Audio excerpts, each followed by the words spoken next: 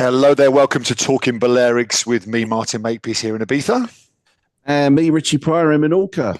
In Minorca? No, sorry, in Mallorca. Should we do that again, or? Well, I've got Minorca on the brain for two reasons, actually. Go on. One is because my son is playing football in Minorca on Saturday. Yeah. But it was the venue for the Mallorca Balearic, also the Balearic Cup, I think. Yeah, no, I spent the day there Saturday. Very nice place, Rich. Anything you want to talk about with the Balearic Cup, or you want to No. Should we move straight on, shall we? Or no, listen. You've been very quiet, Mark. You've been very quiet. Congratulations to Mallorca.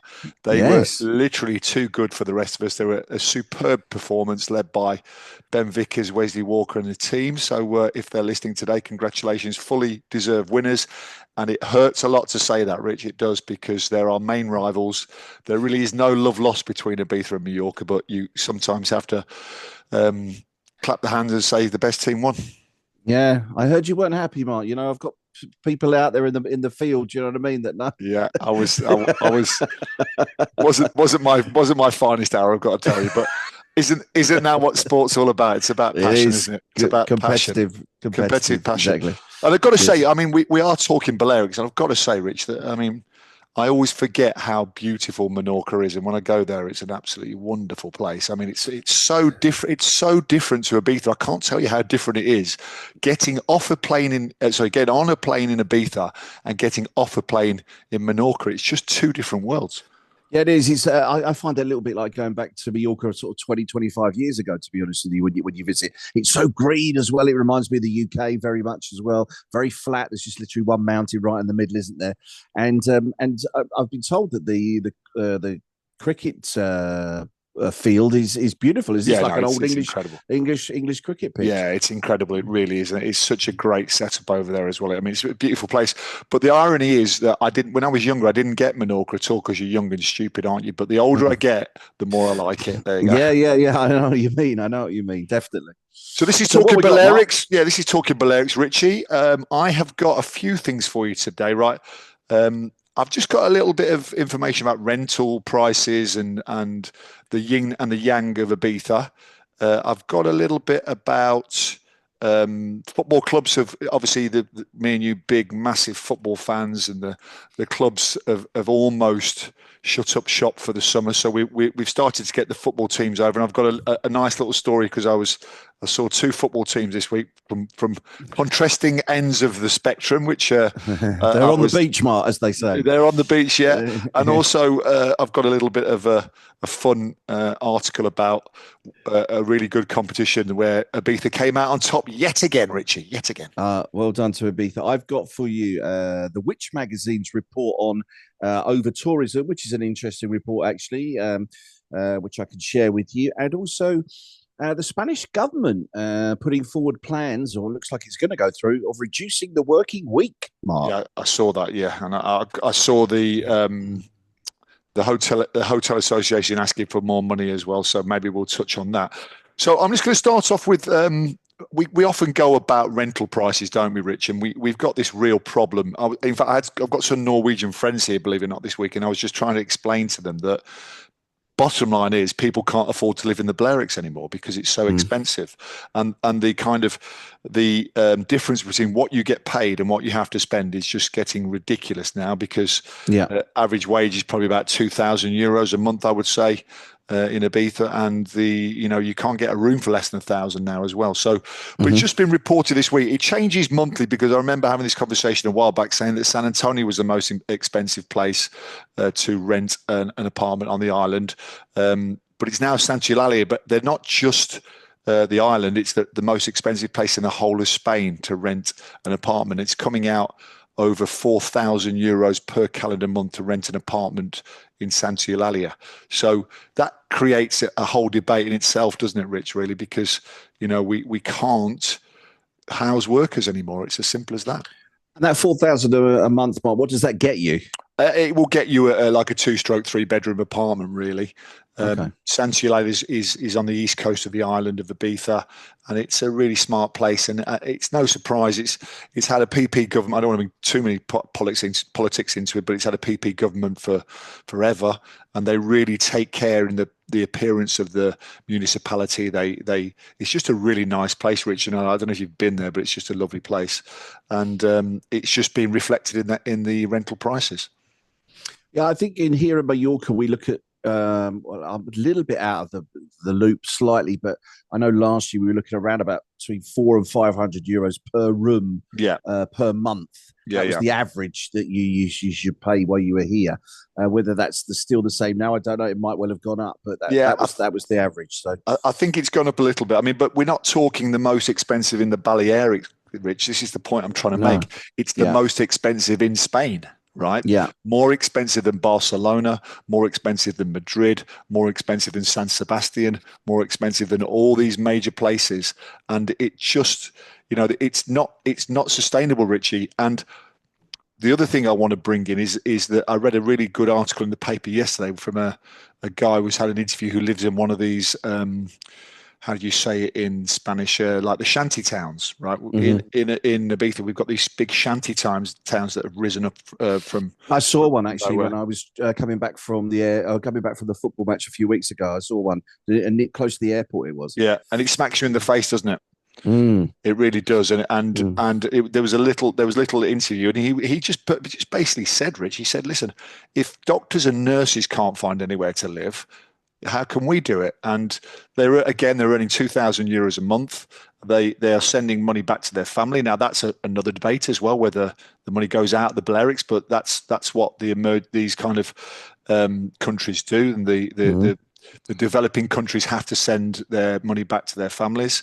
And he said, basically, if you come over and you rent a room, you can't afford to look after yourself or the family. So, it really is a strange time, Rich, where we are being, normal people are being squeezed out of living in the Balearics. And the thing is, we touched on it. I think I blogged about it as well not so long ago. Is that I can't see any solution anytime soon. Well, there was a report in the Mallorca Daily Bulletin the other day that in the first quarter of 2025, that foreign buyer sales have fell by about 3%. I don't know if you're seeing that in Ibiza, because I know that's part of what you do, but basically because of price, that's the reason that foreign buyers weren't paying. So I don't know if that's the case where you are. I don't know. Once again, I don't know if that's the case here, but that's what's been reported. Well, funny enough, the last few sales that we've had over here have been to British people, which is quite odd, really, because after Brexit, it's more Dutch and Germans. But I think the big picture is that the prices go up. For instance, we sold a 2-bedroom apartment this week around €400,000. 10 years ago, that was probably €200,000. So you're getting a 100% rise a decade. So if that carries on, which is unlikely, in 10 years' time it'll be 800,000. So and who can afford? The kids can't afford it. The teenagers can't afford it. You've got 2 boys. I've got 2 boys. I mean, where are they going to find a house on the island from, Rich? Unless you give them one of your mansions. That is. They're waiting for me to pop off, Mark. That's you know what I mean. That's what's happening. Yeah, I don't think they'll move out. So it's a scary times, and as I say, and the same paper is reporting the same 2 things on the same day, and it just shows you the haves and the haves not on the island as well. So just interesting times, Rich. So let's talk about the Spanish Working Week, shall we? The government, which is obviously the PSOE government in coalition with quite a few of the smaller parties. Political parties, thank you, have come up with a plan to reduce the working week from 40 hours to 37 and a half working hours. They're saying that it'll improve workers' rights. It'll improve their output, what they do, and it will just sort of give them a better working atmosphere. I, for one, don't agree with it. To knock 2.5 hours off of someone's working week, I don't think it's going to make a huge difference. But when you actually tell them they're actually going to get the same pay for reducing those hours, which is what the government have said, then you, as an employer, you look at it the opposite way. You're thinking, well, how's that going to work? A lot of companies are complaining they can't find enough skilled workers. And they're also complaining that once they find those skilled workers, there's not enough of them to go around to employ them for the amount of hours that they actually need them for.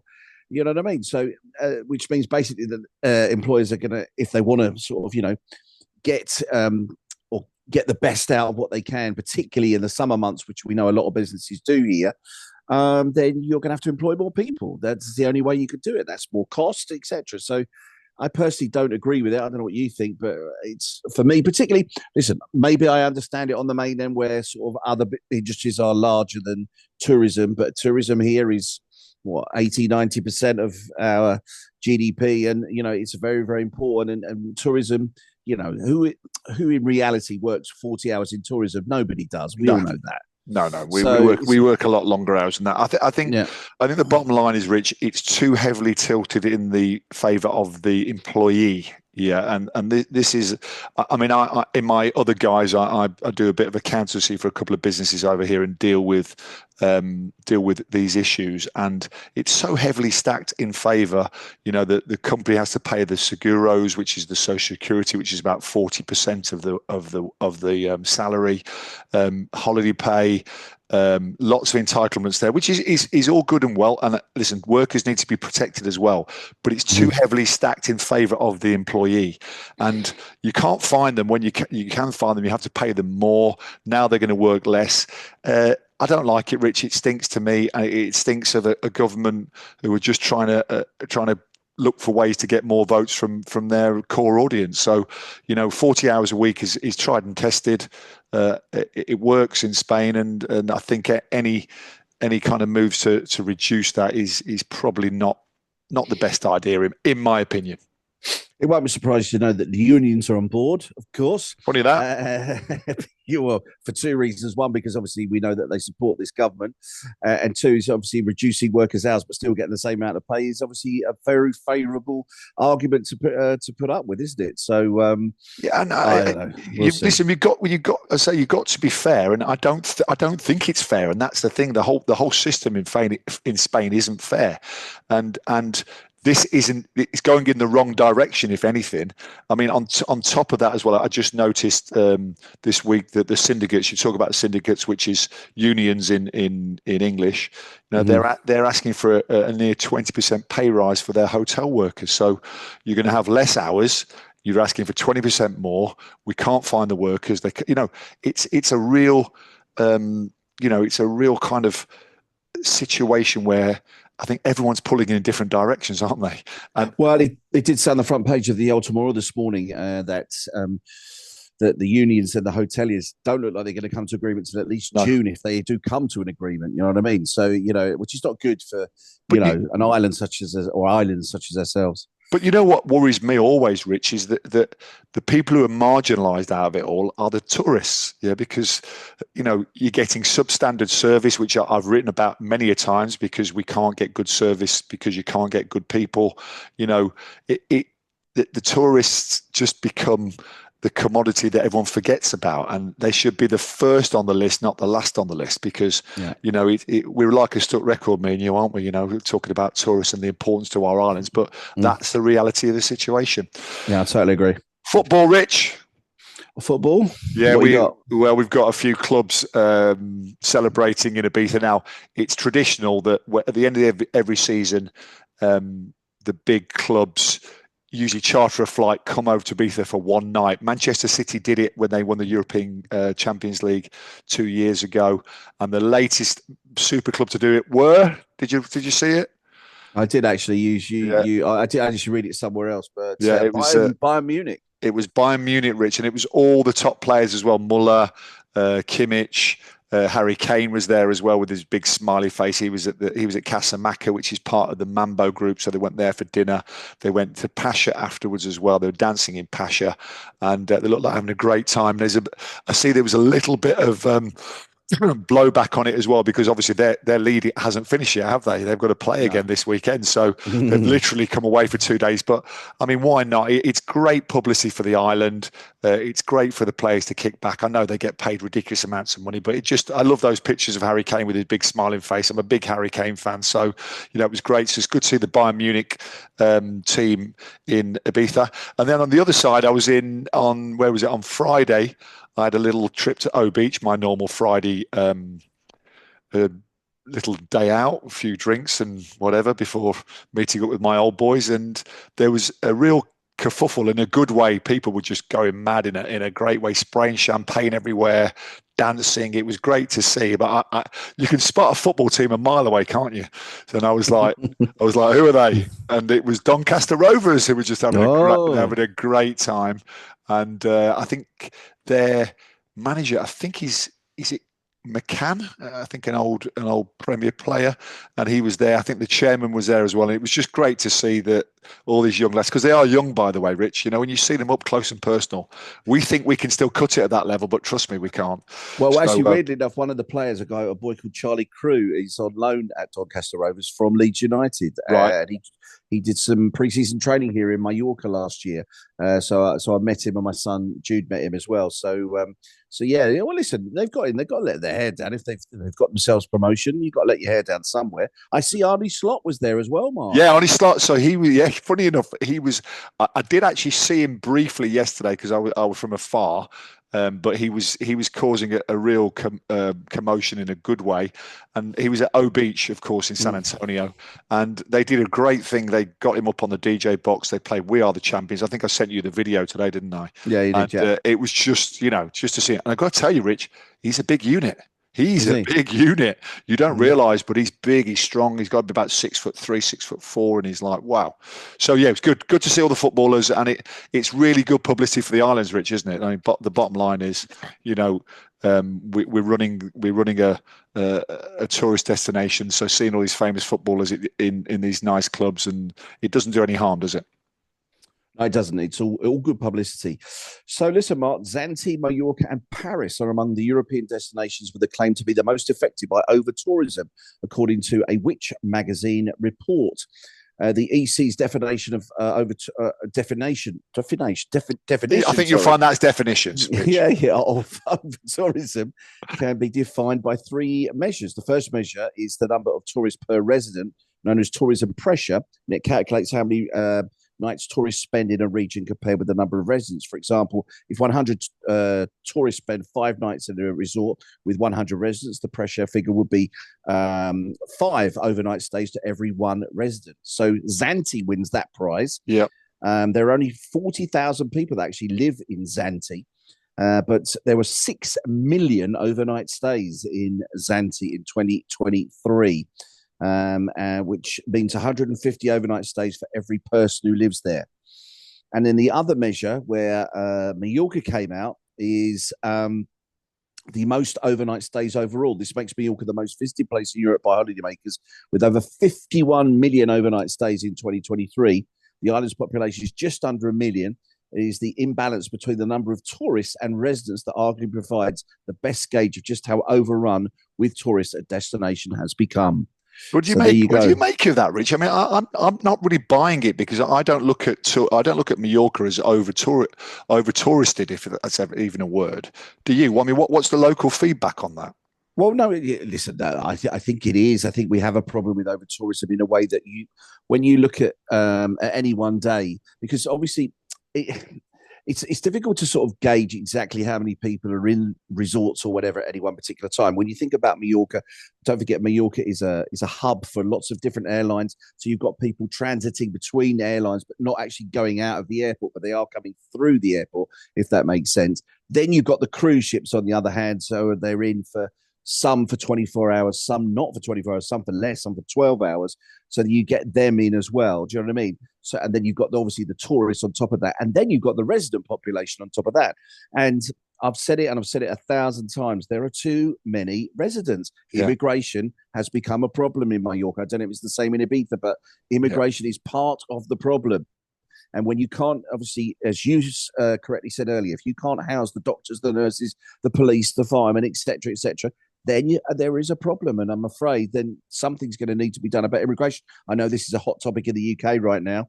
And I know the government in the UK, sort of did a big publish on it yesterday about immigration. And I think it's going to have to happen in some resorts that, you're going to have to look at immigration and not be so sort of have your doors so open to migrants, and of which we are ones, Mark, if you think about it. Yeah, absolutely. Yeah, but we're different types of migrants. I mean, you've got to say, listen, you've got the migrants living in the shanty towns who are sending money over to their families, and you've got the migrants who are trying to make a life over there and buying houses and jobs. So there are different levels of migrants. Yeah, I agree. I mean, the overall sentiment is correct, Rich. I'll take that. What I would say, Rich, is we're a victim of our own success. We've got an amazing lifestyle, and people want a part of it. Now, going back to the shanty towns, which I said before, what's the motivation for these people to live in tents when they could get jobs in other parts of Spain? The motivation is they can live relatively well even in a tent in Ibiza and send more money back home to their families. So we're kind of creating the situation ourselves by sticking our head in the sands. And my worry is, as we've seen the UK, I mean, and the Europe now with what's happening, we're going far right, aren't we? That's the thing. For the whole of Europe's going far right, which is actually a logical way it's going to go, because there's got to be a nuclear option soon, because as we've seen, we've got shanty towns in places in Ibiza which I never thought I'd see. We've got migrants turning up on the beach every day over here now, which 2 years ago you probably have one in a blue moon. Now you're getting them most days with young kids and families in there, and the majority of men. So it's a mad time, Rich, and I haven't got a solution for it, but something needs to be done. No, I agree totally, and it's part of that report, and I think we'll have to look at it quite seriously, to be honest with you. Well, I'm going to go to, because I've got some Norwegian friends over this week, so I'm going to go to the Jan Mayen, the Norwegian volcanic island that they've reported, because that's got 0 tourists per square kilometre. There you go. So that's the lowest. And then, is it I'm going to get this wrong now. Tela Oraman in Romania has got 1.21 tourists per square kilometre as well. So Norway and Romania are the places to go, I think, at the moment. Well, and also, but if you think about it logically, I mean, well, not logically, but if you think about it for us here, the Balearics, don't forget we've got the island of Cabrera that nobody actually lives on. Yeah, you know what I mean, you can do a day visit to Cabrera, of course, but nobody actually lives there. So there is a possibility of.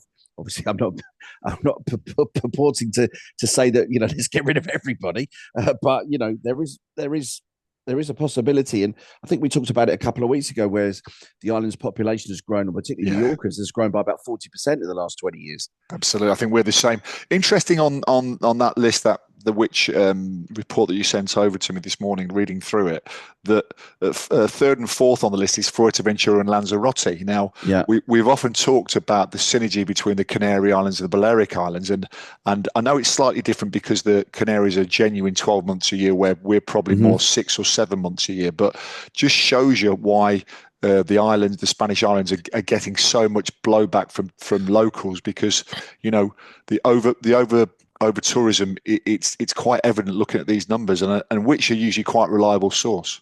Yeah, no, exactly. And also, I mean, look, I've championed the fact that we probably need to open more months.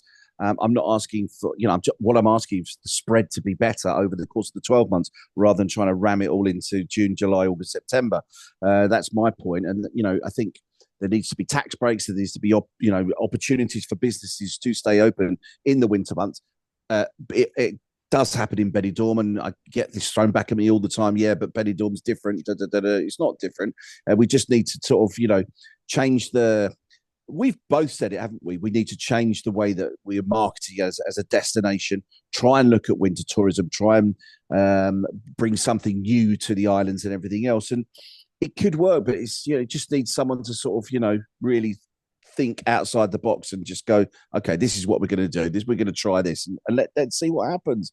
And I think it can be done. It's just the problem is too many people are set in their ways and don't want to, don't want to work for 6 months of the year. There's a lot of vested interest there as well, Richard. And also, I wrote about Benidorm last year, and what I would say about Benidorm, it knows its market and it knows what it is, and it plays to its strengths. Where sometimes I think in the Balearics, we don't know what we are. We don't play to our strengths because there's so many different groups with vested interests that they just clash against each other. And I agree. Here in San Antonio, it's probably the maddest place in the world because we just can't agree on anything at all. Nothing at all. Richard, you like a sandwich, don't you, Rich? Well, you trying to cast dispersions here, Mark? Or what? Well, I mean, I love a sandwich. Anybody who knows Richie Pryor, well, you know, I'll post a picture of him back in the 90s when he was a tall, handsome, skinny, long-haired Adonis. And if you look at him these days, he's had a few sandwiches, let's face it, you know. So, all right, Mark. Harsh, but fair.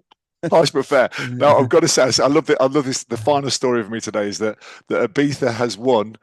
We have to take the wins, the small wins and the big wins. It won the best sandwich in Spain competition. Really? Yeah, the best sandwich in Spain. And I've got to say, Rich, I love a sandwich. I live on sandwiches. I really do. I'm the same, Mark. I am the same. Bread is my total downfall. Bread and crisps. Oh, listen, I can survive on sandwiches all day, and I absolutely love them. So I'm going to go over this week. I'm going to try and report next week. So a place called Can Gourmet, which is in Ibiza town, has won a surf and turf sandwich. Yeah, and I think it's the best. Now, you ready for this, mate? Ready for these ingredients? Have you had your breakfast? Because I think you might start gurgling your belly very shortly, right? Okay, you ready? Well, they call it Mari Tierra, which is obviously surf and turf in Spanish. Yeah. And the gourmet sandwich includes slow-cooked roast beef, tuna sauce inspired by vitello tonato, I'm going to get this wrong, Parmigiano Reggiano, so the Parma cheese, semi-dried cherry tomatoes, rocket, and caper powder. There you go, mate. Tuna and beef together. I'm not quite sure if that's a good mix, is it? Well, it's won the competition, Rich. I mean, who am I to say? But the competition where was this competition? This was I'll listen. I think it's been reported in the press, so I'm going to take it from a good source anyway. But it says this is what it says on it. It says it breaks the boundaries and elevates tradition. There you go, mate. Marvelous. That's it. I'm all in, mate. I'm going to hunt it down this week, and I'm going to send one over to you over there in Mallorca. Listen, give me a roast beef and horseradish from Marks and Spencer's any day, Mark, and I'm happy. Now I've got to say as well that at Menorca Cricket Club on Saturday, I had a roast beef and horseradish boccata, and it was absolutely delicious as well. So there you go, a little shout out. Well, when I was in Madrid, actually, when we went to Madrid, we were recommended to eat a calamari bocadillo, actually, because that's the big thing there. And we spoke to the taxi driver. He said, yeah. He said, where are you going? We said, well, he's taken us to the Plaza Mayor, and he said every restaurant will serve you a boccata de calamari, and which, for everybody out there, that's a squid, basically a squid in batter sandwich, basically, or in a like a French piece of French bread, which is basically what it was. We did have them actually. I wasn't over enamored. I've got to say, I'm not sure that's my bag, mate. To be fair, I wasn't over enamored. Roast beef, or another one is kind of a chicken roast, like a pechuga de pollo. What's that? Like a chicken breast with all the trimmings, you know, the salad, tomatoes, and all that stuff, and a bit of mayonnaise. I love that. Yeah, see, I'm not a mayonnaise man, and I don't like BLTs either. But if you give me either an egg mayonnaise, lovely, yes, or actually a prawn cocktail sandwich, yes, I can eat in the prawn cocktail areas as well. Not that Richard, I'm going to set you a challenge, mate. I want you to go and try all the sandwiches in Mallorca and report back. Fine by me, no problem at all. Challenge of the week. Okay, I'll see you next week. No Fantastic, problem. I'll send you pictures. Fantastic, mate. Good to see you. Thanks a lot, buddy, and I'll speak to you next week. And Jim, I just want to quickly say that my son's team, or my son's sort of second team, because he plays for two teams, managed to avoid relegation with a great win at the weekend, which is brilliant, particularly for my son's sort of future in football. It's a great thing, and he may well be making his debut this weekend in Menorca. We don't know yet, but that's what might be happening. So flights are booked to Menorca on Saturday to go and watch him hopefully play or make his debut for San Francisco against Udi Mahon. Fantastic. Listen, good luck to the young lad. We follow him. Obviously, we follow him very, very closely on social media. So good luck to San Francisco, and have a great time in Menorca. Thanks, a beautiful Balearic Island, Menorca. There you go. So I'll send Simon your regards as well, shall I? Yeah. Please do. Yeah, please do. I said, son, we'll have to get him on one day to talk Menorca as well. Absolutely. Yeah, definitely. All right, Mark. Take care. Cheers, Rich. See you soon.